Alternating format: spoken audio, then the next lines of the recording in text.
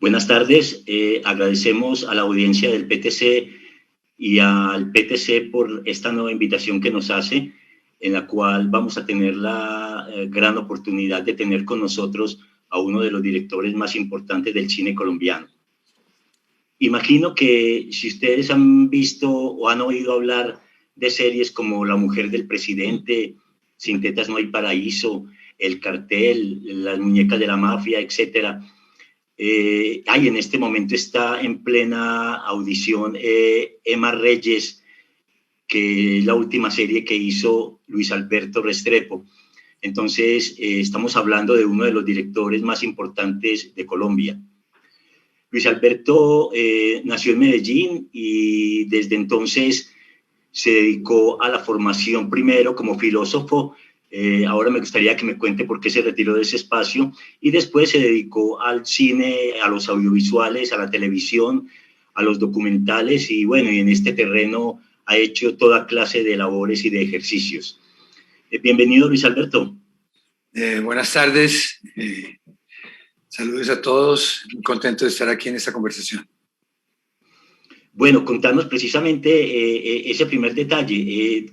Tú que querías ser inicialmente un filósofo, ¿qué te decidió a comenzar a pensar en los audiovisuales y en el cine y en la televisión como tu forma de realización? Bueno, no, una cosa muy sencilla. Bueno, yo quería decir una cosa, que es que hay una equivocación. Yo no tengo mucho que ver con la mujer del presidente. Yo realmente les ayudé en una cosa, pero yo no sé por qué todo el mundo, yo no sé si es que sale en YouTube o dónde es que sale, pero todo el mundo cree que yo trabajé ahí. Ese fue un producto muy exitoso, pero yo realmente dirigí algunas cositas, pero chiquitas. Ese no es un producto mío. Los otros que mencionaste sí son trabajos que yo he hecho.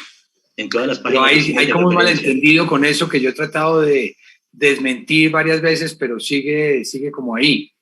Mira, yo en realidad estudié filosofía muy poquito, estudié 3 semestres de filosofía y rápidamente me di cuenta que mi cerebro no daba para eso, que yo no tenía como la mente realmente lúcida que necesita un filósofo, ni la seriedad tal vez de asumir la vida que requiere esa profesión.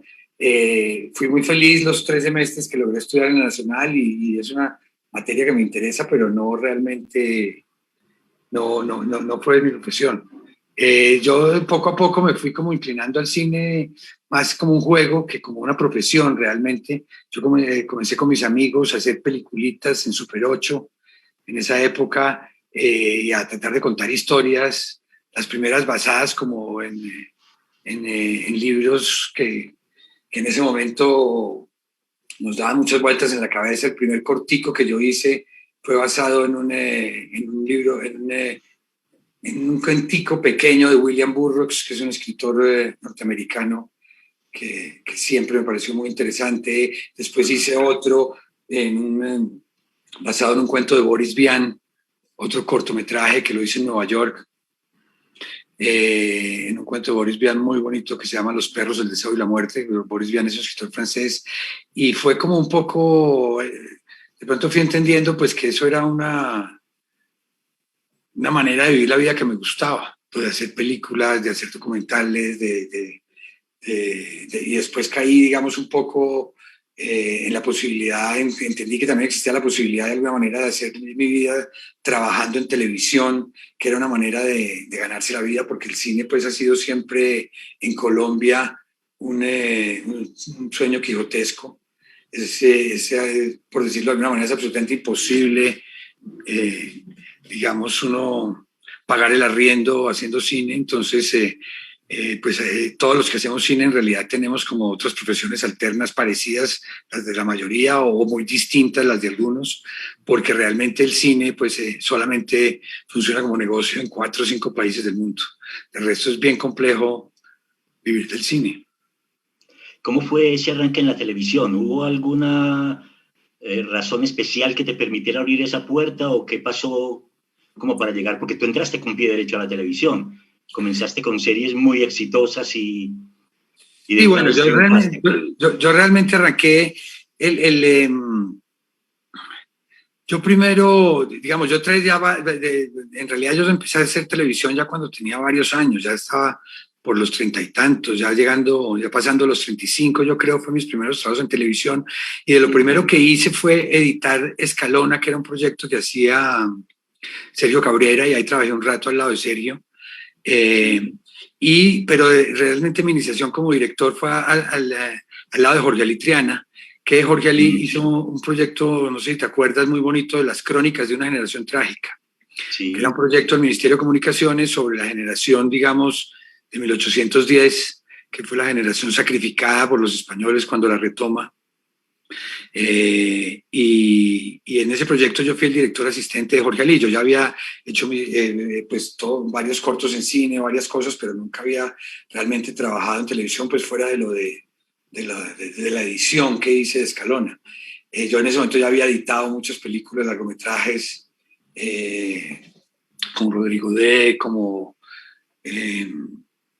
varios otros, y entonces empecé ahí, trabajé ahí con Jorge Ali, y después ya arranqué, después tal vez arranqué a hacer un proyecto que era de Jorge Ali también, pero que él no lo podía seguir haciendo, y entonces yo lo hice, y ya después cogí vuelo yo propiamente, ya como director en televisión, y hice varios proyectos que fueron conocidos desde muy al principio, como cuando hice Lolita y La Costeña del Cachaco, y ahí seguí para adelante.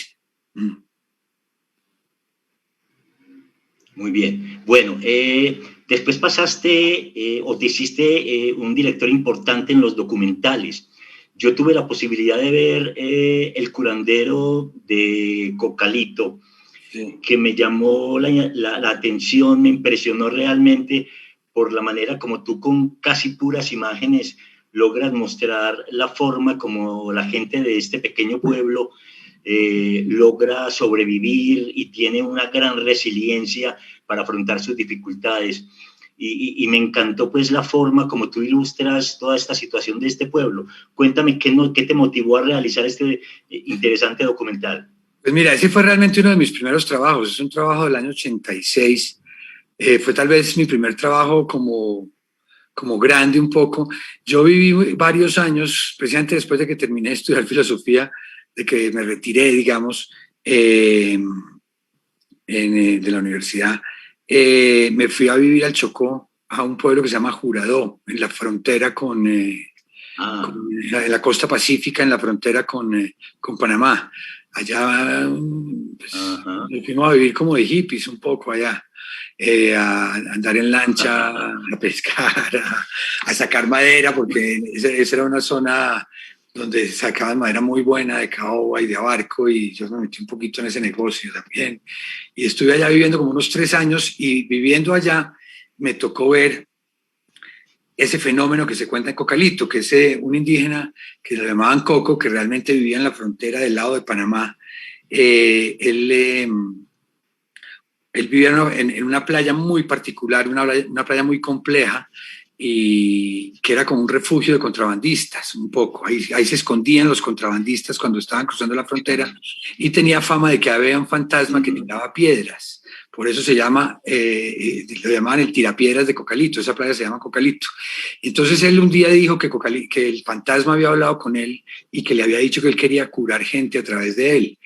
Y eso, pues, que parecía un chiste, terminó volviéndose un fenómeno muy curioso, donde yo un día llegué allá, y eso duró por ahí unos 7, 8 meses, de pronto un poquito más, pero por ejemplo una vez que yo fui había 500 personas que habían venido de Colombia y de Panamá, de los dos lados, hasta de Ciudad de Panamá, de Buenaventura, de Vallasolano, y estaban allá, y él supuestamente los estaban curando. Entonces había mucha discusión en la zona, los que no creían, los que sí creían, los que sintieron que él los curó, los que sintieron que él era un payaso, y yo pues como que viví eso en el principio, lo vi, pero yo después de eso me fui para Nueva York varios años, y en Nueva York fue cuando hice Taxi allá en Nueva York, que es la película basada en el cuento de los perros, el deseo y la muerte de Boris Vian. Y cuando volví, encontré la posibilidad de hacer ese documental, porque lo traía en la cabeza, que esa historia me gustaría contarla, y volví al Chocó como en el año 84, 85, y hicimos la película. La hice con Jorge Aldana, que es un amigo que en esa época hicimos varias cositas juntos, codirigidas entre los dos, es una codirección de los dos, y pues cuenta esa historia, cuenta un poco la historia 5 años después de qué fue lo que pasó, por eso, pero también esa historia en realidad fue una excusa para ver esa región de una manera más bien poética, porque es un poco como lo ve en la película, sí. Y realmente yo, a mí me parece, vivo muy orgulloso de ese trabajo que fue como mi primer trabajo grande, pero que quedó muy bonito. Sí, yo creo que ese documental lo puede ver la gente en YouTube, ¿cierto? Es posible que esté en YouTube, sí. Yo realmente esos primeros trabajos míos no los he organizado bien para que la gente los pueda ver, pero creo que el curandero sí está en YouTube, me parece que eso me han dicho que está ahí, yo no lo subí, pero sí creo que está ahí. Sí, y después de eso, digamos, el siguiente trabajo que yo hice grande fue precisamente después de haber trabajado con Jorge Alí en Crónicas de una generación trágica, que hice la película de Bituima, que fue la otra que te mandé. Bituima 1780. Exacto. Que hace parte de una trilogía que se llama De Amores y Delitos, que partió de una idea de Gabriel García Márquez. Correcto, García Márquez fue como el gestor de eso lo hizo Audiovisuales, que era una empresa del Ministerio de Comunicaciones en esa época. Mucha gente participó ahí, de hecho eran 10 películas que escribieron diferentes escritores. Bituima la escribió Juana Uribe y yo la dirigí, pero al final no se hicieron sino 3. Esa que hicimos nosotros, una que hizo Patricia Restrepo, que escrita por Humberto Dorado, y otra que hizo Heriberto Fiorillo, donde él escribía y dirigía. La trilogía creo que se llama de Amores y Delitos. De Amores y Delitos, sí. Y se me escapa el nombre de la película de Patricia, que era sobre la chicha, era una rebelión de chicheras en Boyacá, y la historia que cuenta Heriberto es sobre una relación entre un blanco y una negra en Santa Fe de Antioquia, en 1700, y la mía, que se llama Bituima 1780, lo que cuenta es una historia de un desplazamiento muy fuerte que hubo en 1780, que una de las cosas que nos impactaba de esa historia es que ya en 1780 en Colombia había problemas de desplazamiento. Ya eso fue una pelea de gamonales por un pueblo, que fue tan violenta la pelea y tan absurda que hasta el virrey terminó prohibiendo que eso fuera un pueblo en ese momento, porque se le salió de la mano, no podía controlar a los mismos terratenientes de lo que estaban haciendo. Y la historia que cuenta Bituima es eso, de cómo un pueblo que se llama Bituima aquí en Cundinamarca, que venía como con mucha fuerza en crecimiento, por una pelea entre gamonales, terminó desbaratándose. Y Bituima existe todavía, pero Bituima terminó siendo un pueblito chiquito y en esa época llevaba mucha dinámica al crecimiento de ese pueblo. Pero cuenta una historia que perfectamente la podíamos contar en este momento con otro tipo de digamos, de situación y de personajes, pero realmente es lo mismo, ¿no? Los gamonales apoderándose de la tierra de los campesinos, expulsándolos de la tierra con violencia. La misma situación estamos viviendo desde hace 250 años, si no más. Me encantó precisamente volver a ver Bituima porque Luis Alberto me parecía que estaba viendo la realidad colombiana. Sí. O sea, esa historia de los comuneros luchando por el aumento de los impuestos, luchando contra la expropiación de los territorios indígenas, toda esta serie de cosas, me hacía sentir que estaba viendo Colombia años 2021. Sí, total. Es una realidad totalmente actual. Sí, es como si no pasara el tiempo en este país, es una cosa. Sí, eso me motivaba o me motiva una pregunta para ti. ¿Qué pasa con Latinoamérica, en tu opinión? Que la historia parece estarse repitiendo una y otra vez y otra vez y otra vez. Yo me pongo a ver cine latinoamericano antiguo y siempre me parece estar viendo la historia de hoy. Y eso me parece absurdo, pues. ¿Qué pasa en tu opinión? Que siempre seguimos repitiendo la misma historia. Bituima es un retrato de la Colombia de hoy, absolutamente. Sí, pues yo no me atrevería pues yo siento que la culpa de todo es la violencia, ¿no? Que es una cosa, somos un pueblo que ha sido incapaz de ponerse de acuerdo para avanzar. Y eso nos pasa aquí, les pasa en el Brasil, les pasa en el Perú, les pasa en México. Es una cosa desconcertante, la verdad, no sé, pues mucha gente dice que tiene que ver con la mentalidad que nos legaron los españoles y los indígenas de alguna manera, pero, pero es una cosa desconcertante. O sea, estos son países donde realmente el contrato social no se desarrolla, no avanza, la democracia no progresa, y pues la justicia social es lo que exactamente no existe en estos países. Exacto. Y Colombia es un país muy crónico, porque Colombia es un país muy violento y donde los niveles de concentración de la tierra, por ejemplo, son absurdos, y los niveles de injusticia social son totales. Igual eso pasa en todas partes de maneras diferentes, pero parecidas. Porque México, que pues fue un país que hizo la revolución a principios del siglo XX, y sin embargo, pues eso generó muchos cambios, pero sin embargo, en este momento está enfrascado en una violencia tan fuerte como la de nosotros. Es muy complicado de entender, pero es realmente desconcertante. Bueno, yo quiero mostrarles, para que se motiven a ver esta película Bituima 1780, quiero mostrarles una escena de ella que creo que les va a interesar. Adelante, María.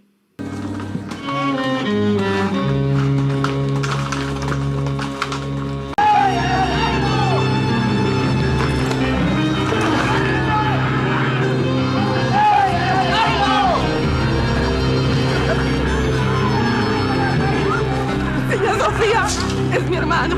Haga algo, sí.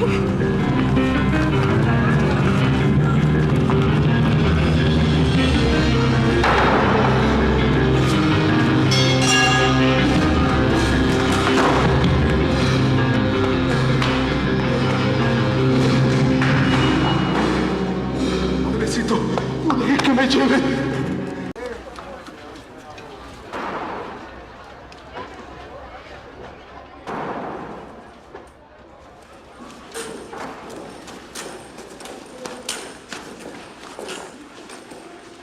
¿Se les ofrece algo, señores? De manera que ahora encubre ladrones de gallinas en su iglesia. Si yo hiciera ese tipo de distinciones, hace tiempo que su familia no podría entrar en mi iglesia. Ustedes saben perfectamente que si un preso se suelta y suelto se retrae en la iglesia, goza de inmunidad. No lo voy a encubrir, pero permanecerá conmigo hasta que se demuestre que fue él quien robó. Y de ser así, señor alcalde, yo mismo se lo entregaré. Yo no hice nada, padre. Él lo único que quiere es quedarse con el único pedazo de tierra que tengo. ¡Por el amor de Dios, Millán, respete! ¡Esto es un recinto sagrado y usted no puede!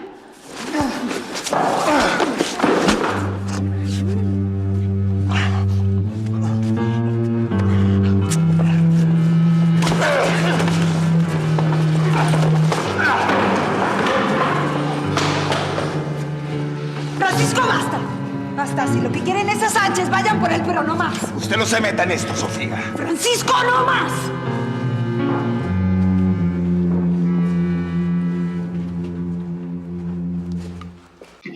Bueno, Luis Alberto, para esta época terminado el siglo XX, ya tú habías hecho de todo. Habías sido guionista, cinematografista, editor, director de segunda unidad, había sido asistente de director y bueno, director, productor. ¿Qué te falta por hacer en el cine? No, yo creo que pues, de las cosas que puedo hacer, he hecho todas, hice algo de sonido también, pero yo no soy muy bueno con las cosas técnicas. Sí, no, yo he trabajado en todas esas partes y realmente, pues a mí lo que pasa es que me divierte mucho hacer esto. Yo lo hago realmente, es por el placer de hacer las cosas, digamos yo, más que querer hacer una carrera o de querer hacer una obra. A mí lo que me ha interesado en la vida es pasarla bien, divertirme y contar las historias que me gustan, claro, en la medida de lo posible. Y porque no siempre lo logra uno, pues yo tengo miles de proyectos abortados que nunca se pudieron hacer, pero eso es como parte de este proceso en la vida. Uno realmente, las películas que logra hacer o los trabajos que logra hacer en televisión son los que le ofrecen, y las películas que logra hacer son las que logra conseguir la plata para hacerlas, pero no todas las que uno intenta lo logra. Yo tengo muchos más proyectos abortados que proyectos realizados, pero la verdad pues ha sido como la vida que escogí, que me divierte. Perfecto. Bueno, Luis Alberto, después de toda esta cantidad de cosas que has venido haciendo o que venías haciendo, quedabas preparado para tu primera película, tu primer largometraje. Hiciste entonces La Primera Noche. ¿Es cierto que esa película se hizo inicialmente en 16 milímetros? Sí, esa película fue filmada en Super 16, que es un formato que se utilizaba muchísimo para después ampliar a 35 y que la gente la viera en los teatros en 35. Así se hicieron muchas películas, digamos, alternativas, mucho del cine francés, por ejemplo, o del cine del tercer mundo se hizo, o alemán también se hizo en Super 16. Eso se utilizó mucho hasta que llegó ya el video y mandó a guardar todas esas cosas, ¿no? Hasta que llegó ya el HD y pues todo esto. La Primera Noche fue una película que hicimos en el año 2000, la logramos filmar con un premio del Ministerio de Cultura, que estaba en ese momento volviendo a comenzar un proceso que había comenzado en los años 80 con Focine y se había abortado y se había quedado quieto durante más o menos 14 o 15 años, y a finales del 99 tal vez fue que se abrió otra vez las convocatorias y se tomó una decisión como del Estado de ayudar al desarrollo de la industria cinematográfica, que es lo que nos ha llevado a este momento del cine colombiano en que estamos ahora. Pues digamos que en este momento estamos en un momento difícil por la pandemia, pero la verdad el crecimiento de alguna manera tan fuerte y tan potente que ha tenido el cine colombiano en los últimos 20 años, pues se debe a esa ley del cine que se vino realmente a sacar ya más adelante, un poco en el 2002 o 2003, no lo tengo tan claro, pero todo eso fue como un proceso que comenzó entre otras cosas con Felipe Aljure cuando estaba en la Dirección Nacional de Cinematografía a finales de los 90, si no estoy mal. Y La Primera Noche pues es una película que nació de un poco también, como todas las cosas que uno hace en la vida, nace como de la realidad, ¿no? De las cosas que uno vive. Yo he contado esta historia varias veces, pero pues yo creo que es una manera interesante de entender esa historia, y es que yo estaba en un viaje por Urabá haciendo un documental sobre Gloria Cuartas, que en ese momento era alcaldesa de Apartado. Estábamos haciendo como una entrevista, pues una entrevista larga, un documentalito sobre ella, sobre su trabajo. Y en ese proceso, algún día escuché una historia muy parecida a la que sucede en La Primera Noche, de un muchacho que estaba prestando el servicio militar y de pronto se dio cuenta que los tenían haciendo guardia en un pequeño poblado, que era donde vivía su familia, para de alguna manera cubrirle la espalda a los paramilitares que estaban cometiendo unos asesinatos en ese poblado. Y él de alguna manera se enloqueció y entró a ese pueblo, y cuando se dio cuenta que habían matado a su mamá, terminó dándole un machetazo al sargento de su unidad.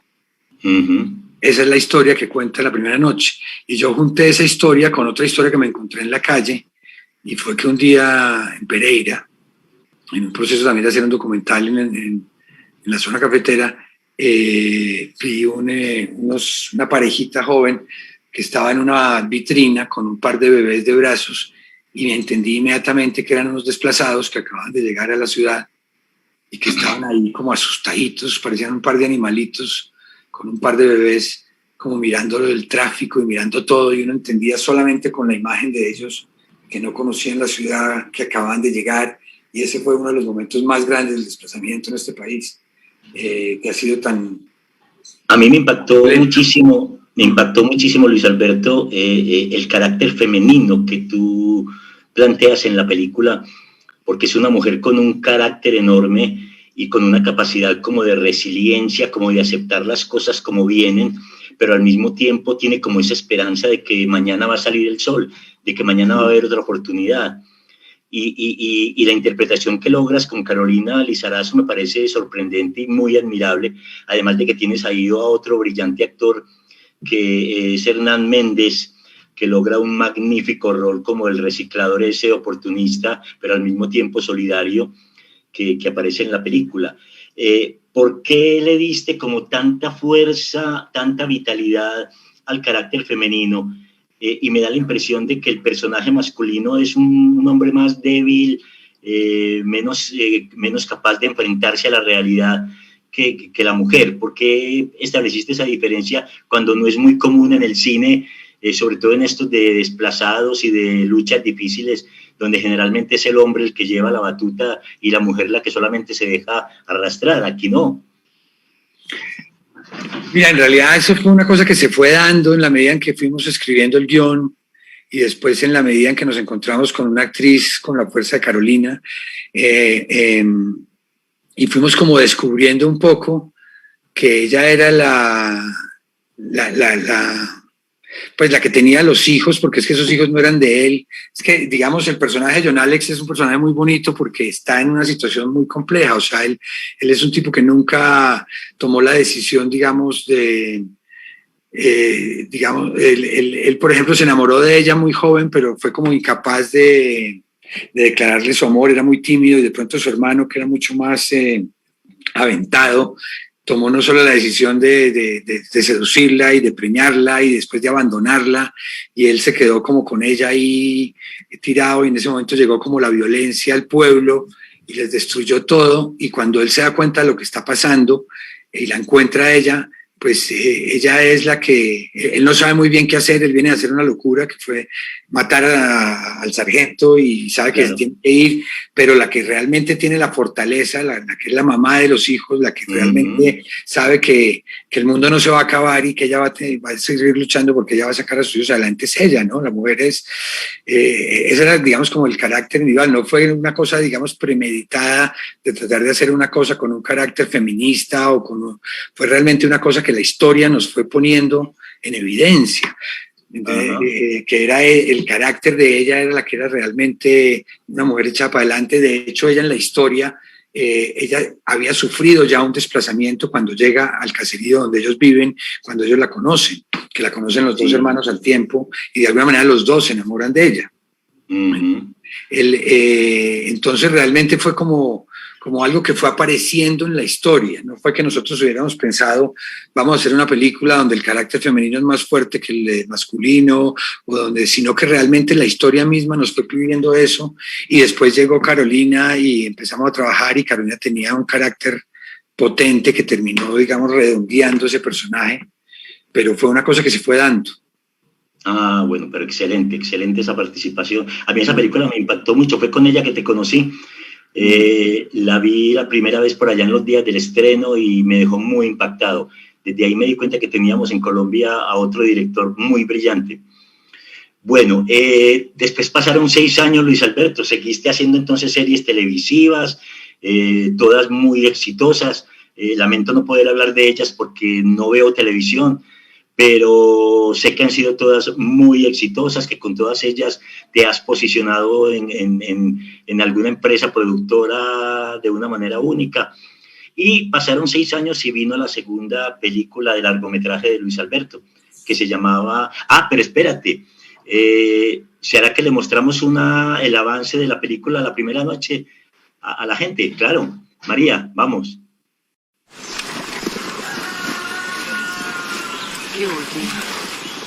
No, es en serio. Vea, están diciendo que los paramilitares se van a meter a la zona. A mí de mi casa me sacan pero muerta.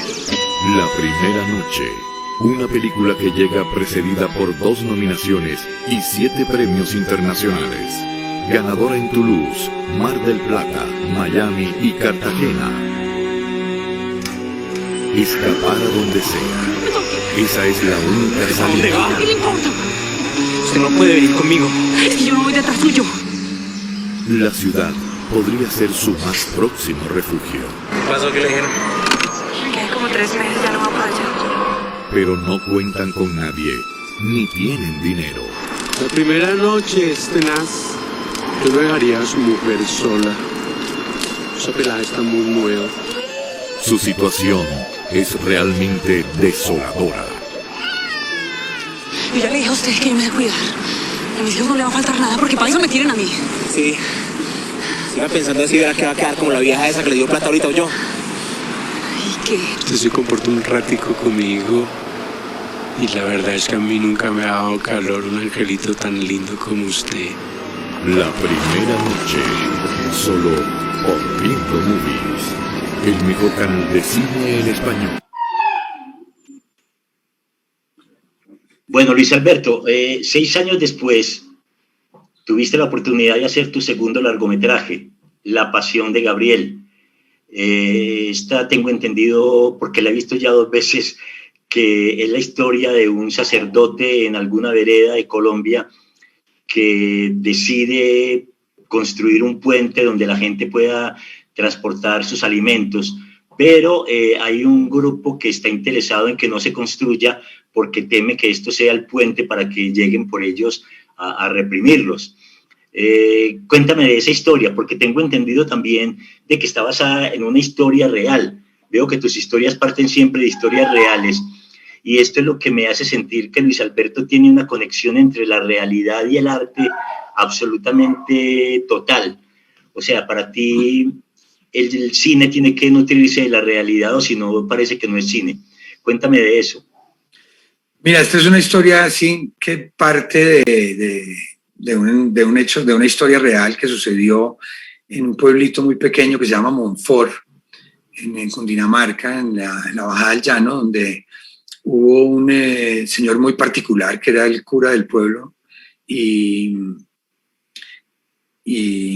que fue asesinado en ese pueblo de una manera muy extraña y muy contundente. Y realmente, digamos, lo que a mí me gustó mucho de la historia, me pareció importante, era que este señor se salía de todos los cánones un poco, porque era un hombre que de alguna manera sacrificó su vida, porque lo que todo el mundo decía, la gente que lo conoció y todo en ese pueblo, era que él realmente era muy intenso en la forma de enfrentar a todos los poderes que había en el pequeño poblado donde él vivía.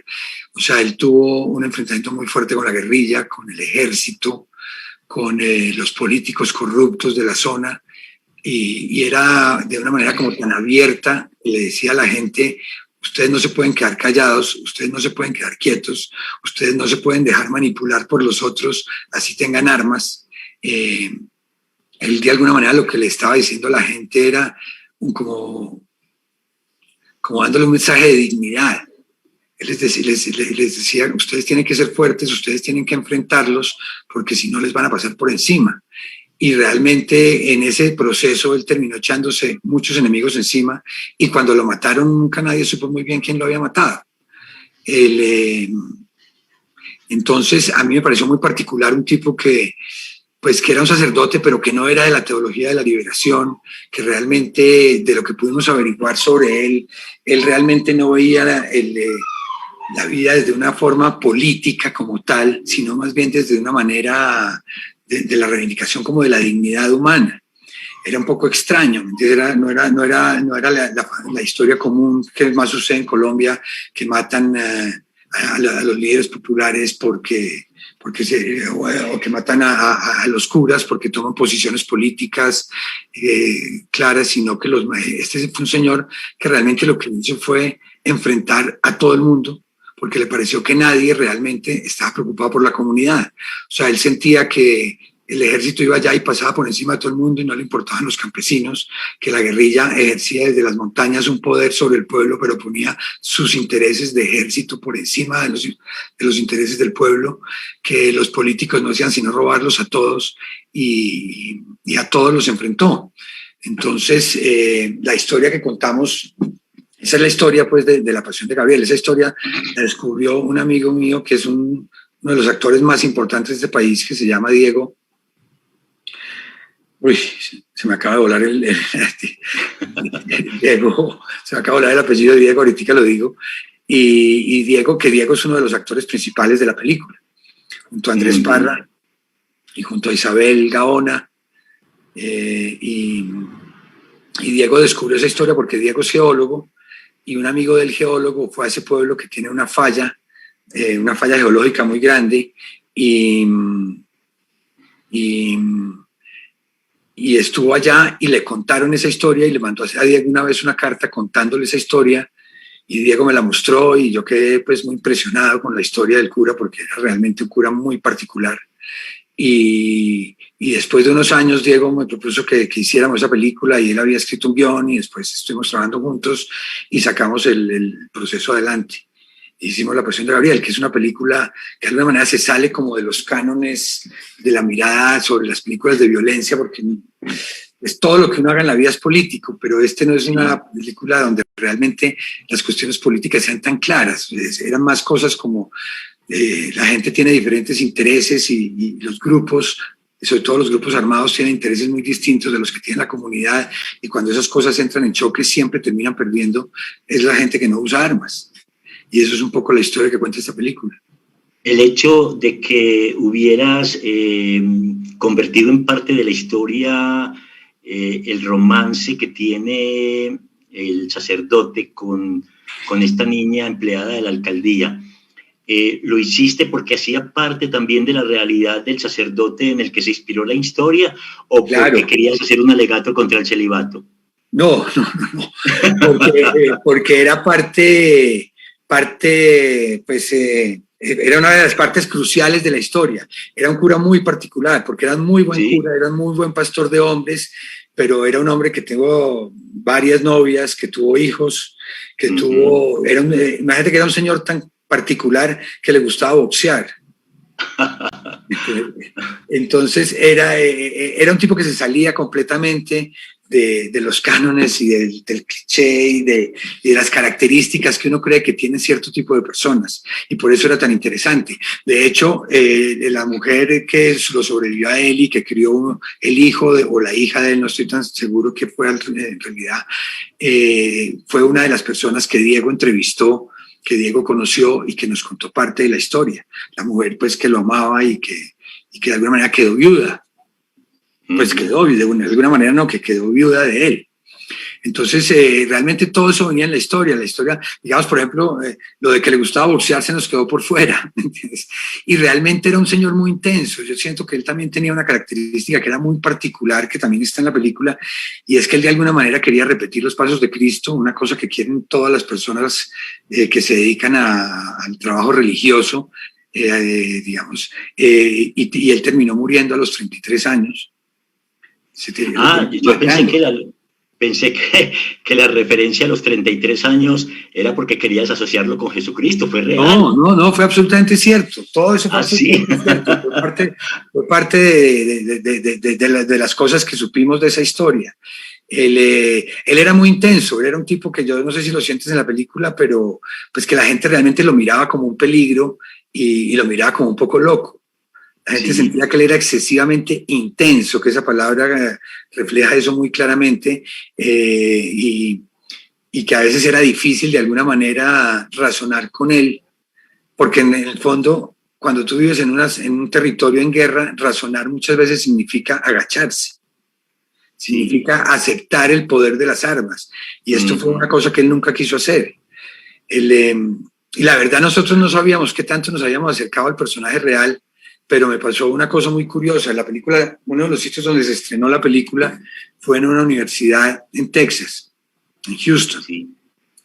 Y allá, en la primera función, hubo 2 funciones, y en la primera función, que en un teatro muy grande, donde había unas 700, 800 personas, apareció al final de la película una señora que se levantó y dijo que ella era colombiana y que ella llevaba algunos años viviendo allá y que su hijo había sido alumno de ese señor.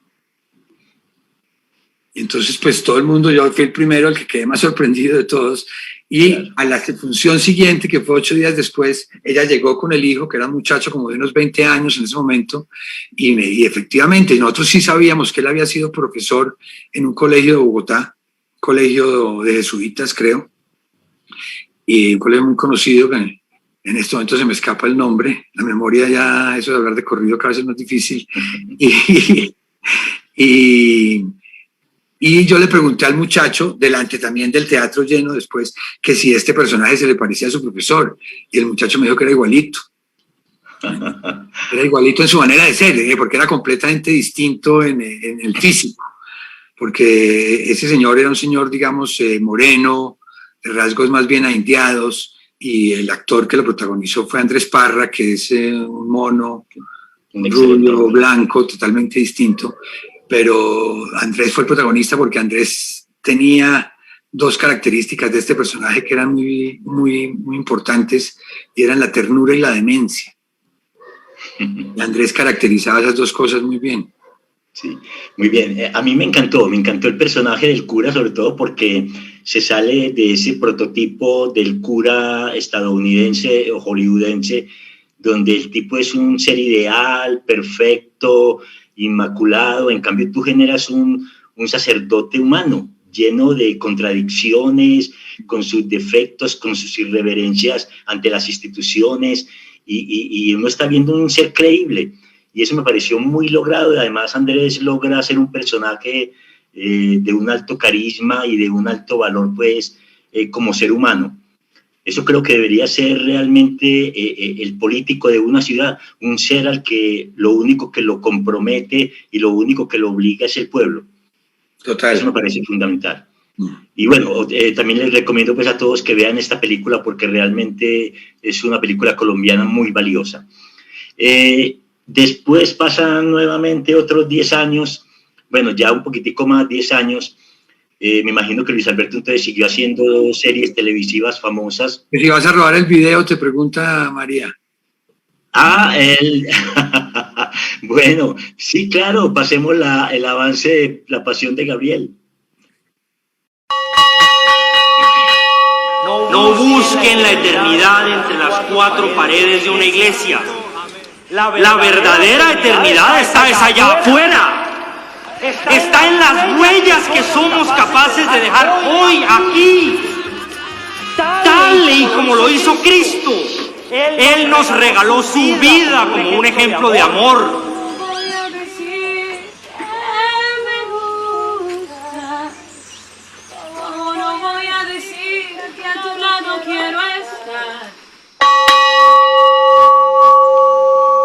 ¿Saben por qué está muerto Joaco?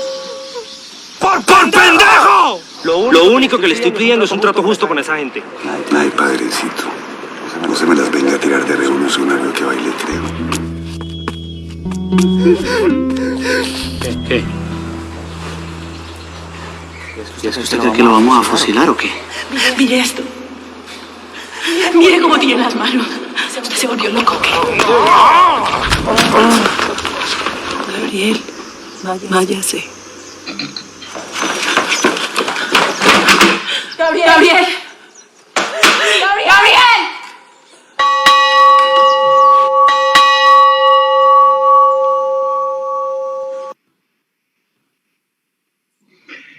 Bueno, antes de que hablemos de la próxima película de Luis Alberto, que fue Amigo de Nadie, ¿verdad, Luis Alberto? Sí. Amigo de Nadie. Antes de que se me vaya a pasar hablando de esta película contigo, quiero contarte que esta semana estuve hablando con una persona a la que sé que tú aprecias mucho y él te aprecia mucho más, que se llama Juan Pablo Urrego. Estuvimos hablando con Juan Pablo porque, creo que es un actor muy valioso en Colombia en este momento y que se ha dado el lujo, pues, de en pocos años estar con un director colombiano, uno español y uno holandés, creo. Tailandés. Tailandés. Tailandés, claro, con un nombre impronunciable que solo Juan Pablo es capaz de pronunciarlo. Bueno, entonces en la conversación obviamente salió a hablar de Luis Alberto Restrepo y yo quería saber qué significaba ser dirigido por él. Entonces, Juan Pablo muy generosamente me grabó unos audios donde me dice lo que opina de Luis Alberto, así que prepárate. Vamos a ver si logramos escuchar. Luis Alberto es el director que más seguridad me ha dado a la hora de dirigirme. El que más me conoce también y sabe hasta dónde puedo llegar como actor. Yo creo que él ha sacado lo mejor de mí en cada proyecto que hemos trabajado juntos. Una de las principales cualidades que han convertido a Luis como uno de los mejores directores de Colombia es que él se interesa por el trabajo con el actor. Él no solo se involucra en la parte técnica del director, sino que entiende y sabe cómo dirigir a sus actores. Él es un gran director de actores y no todos los directores saben cómo hacerlo. Lo más positivo es que Luis siempre tiene un punto de vista, una mirada en cada escena. y él sabe lo que quiere y es muy claro transmitiéndote el mensaje, pero a la vez te da espacio para probar diferentes maneras de abordar cada escena. Y si tú le llegas con una propuesta contundente que mejore el momento, él no tiene ningún problema en cambiar de opinión y salirse un poco de lo que dice el guión. Bueno, Juan Pablo, muchísimas gracias porque sé que nos estás viendo y que estás escuchando a tu director favorito. Bueno, ¿qué opinas de Juan Pablo y qué opinas de tu película Amigo de Nadie, que también es otra historia basada en un hecho de la vida real? ¿No cogiste nada al azar? No, pues Juan Pablo claramente es uno de los, o es el actor con que en los últimos años más me ha gustado trabajar. Yo creo que Juan Pablo tiene un presente y un futuro brillante. Me parece que, pues sin exagerar, es el mejor actor de su generación y yo creo que es un actor que va a brillar muchísimo de aquí en adelante. Para mí es un placer siempre que estamos juntos trabajando. Y de hecho, en casi todos los proyectos que tengo en la cabeza, siempre hay un personaje para él. Entonces, pues nada, vamos a decir, Juan Pablo me está escuchando, un gran abrazo. Y pues Amigo de Nadie es una historia que realmente desde que tomé la decisión de hacerla y de que vi la posibilidad de que la iba a hacer, siempre pensé que Juan Pablo era el hombre para protagonizar eso. Es una historia muy particular también, muy extraña, porque es una historia sobre, de alguna manera, un poco la pregunta que me hiciste al principio de esta entrevista, y es una historia sobre cómo de alguna manera los latinoamericanos, y en especial los colombianos, vivimos de alguna manera clavándonos el aguijón nosotros mismos encima, porque la violencia es una cosa como inherente a la educación que recibimos, como de alguna manera todo eso como el clasismo, la xenofobia, el poner los intereses personales por encima de los intereses de la comunidad, del prójimo, por decirlo en términos del padre Gabriel, digamos. Están siempre ahí, y esta es una historia pues que refleja eso de una manera muy fuerte. Esto es la historia de un hombre que no tenía ningún problema para vivir una vida súper agradable y súper interesante, y sin embargo se terminó metido en un remolino de violencia y terminó haciéndole un daño enorme a sus amigos, a su familia y a muchísima gente que no tenía, inocente, que no tenía nada que ver con nada, porque de alguna manera se enloqueció, pero se enloqueció porque vivía en una sociedad absolutamente enloquecida, como era el Medellín de los años 80 y 90. Entonces, por eso fue que hicimos esta película que de alguna manera de pronto es difícil de entender para gente que no vivió de cerca esos años tan complejos, que pues no es que hayan pasado ni terminado, porque la situación sigue siendo muy difícil, no solo en Medellín, pues, sino en todo Colombia, pero que realmente tuvieron un pico, así como hablamos del pico del COVID, hubo un pico de violencia, sobre todo a finales de los años 90, pues que nos marcaron a todos y que de alguna manera nos enloquecieron a todos. Entonces, esa historia de Amigo de Nadie, pues, de alguna manera habla sobre eso, ¿no? Sobre esa tentación por la violencia de resolver todo realmente de la manera más fácil, que es yo pongo lo mío por encima y lo demás que se vaya al piso. Yo escribí sobre esa película en algún momento, como he escrito sobre todas tus películas, y se me ocurría que la película de pronto reflejaba de alguna manera lo que podría ser la génesis del paramilitarismo, que es como ese miedo que surge en las clases altas de perder su posición, de perder lo que tienen, de perder su estatus, y ese miedo los lleva a querer eliminar todo lo que vean como un enemigo para su estabilidad. Eso de alguna manera pues, fue la génesis del paramilitarismo. ¿Estás de acuerdo con esa posición? Total. Eso lo he dicho yo varias veces cuando me han preguntado sobre esta historia. Yo siento que es la mental, es como el inicio de esa mentalidad paramilitar que hay en Colombia. Yo pongo mis intereses por encima de los demás. Yo defiendo mis intereses a como dé lugar y pase lo que pase. Y esto es la historia, y esto es llevado a un plano muy íntimo porque es la historia de un muchacho que no participó, digamos, de ese tipo de organizaciones ni nada que ver, pero sí que esa mentalidad de alguna manera terminó por enloquecerlo y terminó pues haciéndole daño a sus amigos y a su familia y a toda la gente que estaba alrededor. Es una historia extrema porque es la historia de un psicópata, pero es un psicópata que se enloquece porque vive en una sociedad y en una ciudad absolutamente enloquecida, donde la gente estaba poniendo por encima de todo estaba resolviendo todos los problemas por la violencia, como esa historia que cuentan en la película, que la cuenta Patricia Tamayo de esa manera tan impactante como lo hace, de que a un taxista lo mataron por pitar. Ese era el tipo de historias que uno escuchaba todos los días, no solo en Medellín, sino también en Cali, en Santa Marta, en Barranquilla, en Bogotá, pero ese era el tipo de historias y ese era el país que vivíamos. O sea, uno olvida muy fácil y uno trata de suavizar las cosas y de acordarse solamente de las cosas agradables, pero la verdad es que este país es muy complejo, sigue siendo muy complejo porque es muy poco lo que ha mejorado.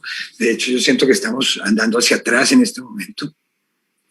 ¿Representó para ti, Luis Alberto, algún tipo de riesgo el hecho de que de alguna manera te estuvieras involucrando con una de las familias más prestantes de Antioquia, que por supuesto tú mantienes la reserva en la película y creo que en el libro también se mantiene la reserva, pero eso representó para ustedes algún tipo de riesgo en la producción? No, ninguno.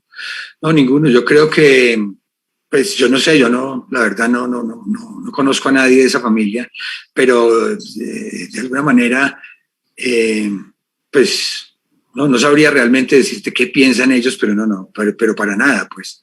O sea, la película la hicimos, el libro también está ahí desde hace muchos más años que la película, que cuenta esa historia y simplemente, pues yo creo que ellos, entre otras cosas, fueron también parte de las víctimas, ¿no? Seguramente en la educación que recibió este muchacho hubo algo que lo llevó a hacer eso, porque este muchacho evidentemente se enloqueció, porque de alguna manera en la película lo contamos claramente, cómo de alguna manera a él recibía un poco esa información de que nosotros somos distintos, nosotros somos mejores, nosotros somos diferentes de los otros, nosotros no tenemos por qué meternos con los otros, que es parte de la educación, no en esa familia, sino de todas las clases altas de los países latinoamericanos, por decirlo de Colombia, de todas las sociedades. Eso no sucede únicamente en Medellín, sino que sucede en todas las ciudades de este país y se repite de una manera muy parecida en toda América Latina y pues en otras partes del mundo también.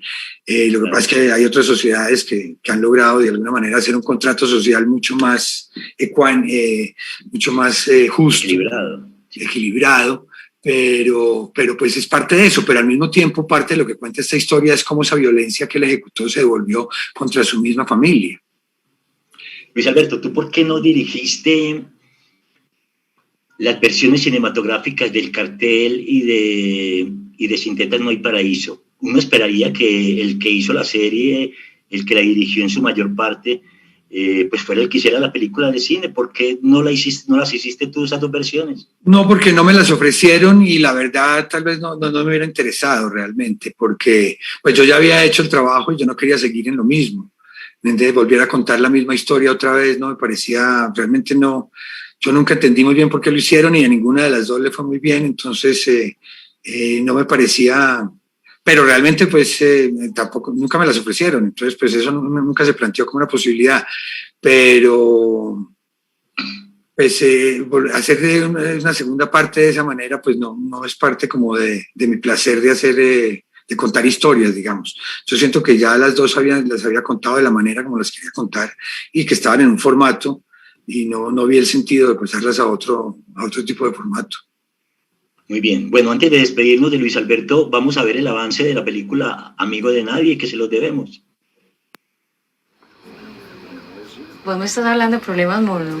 ¿Vos? Pues qué problema vas a tener si sos un niño rico.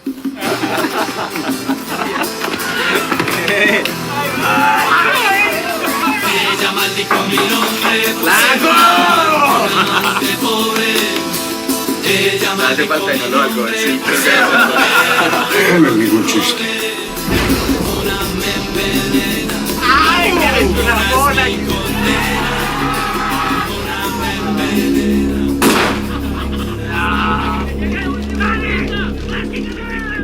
Nada de esto es normal.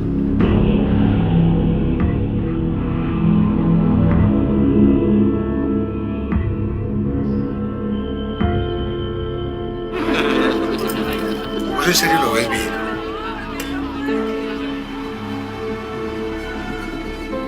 Necesitamos hablar con él. Carla me preguntó que si yo lo había matado. Pero dejar 30 muñecos, eso tiene que ser una cosa entre duros, normal. ¿De qué estás hablando, muchachito? No, un momentico. Aquí nadie va a matar a nadie, ¿me entendiste? ¡Sos mi hija y sos un monstruo! Acá todo el mundo está loco.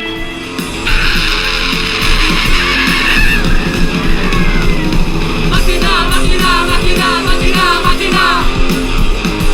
Máquina, máquina, máquina, máquina, máquina. Gracias, Dios mío, porque mi papá se murió y no le tocó ver este mierdero en el que vivimos. Yo creo que el público queda plenamente motivado con tus películas, con tus documentales y con todo lo que has hecho para televisión. Estamos plenamente agradecidos con tu presencia pues, en esta charla del PTC y esperamos que no sea la última vez que te tengamos por aquí. Para terminar, respóndeme esta pregunta. ¿Qué sigue para Luis Alberto? ¿Más documentales, más televisión, más largometrajes? La gente tendrá una gran expectativa por saberlo. Pues mira, cosas concretas no se puede decir en este momento. Estoy trabajando. Acabo en este momento, está en televisión pasándoselo de Emma Reyes, como dijiste antes, que es una serie muy bonita en Señal Colombia. La están pasando todos los domingos a las 8 de la noche. Pronto se va a ver otras cositas por ahí. Pero pues espero que haya un poquito de todo. Lo que me estoy en eso, estoy en eso. Te agradecemos bueno, muchísimas gracias por la invitación, que tengas una haber estado aquí. Listo. Bueno, que esté muy bien. Chao, María. María, muchas gracias. Muchísimas gracias, Luis Guillermo.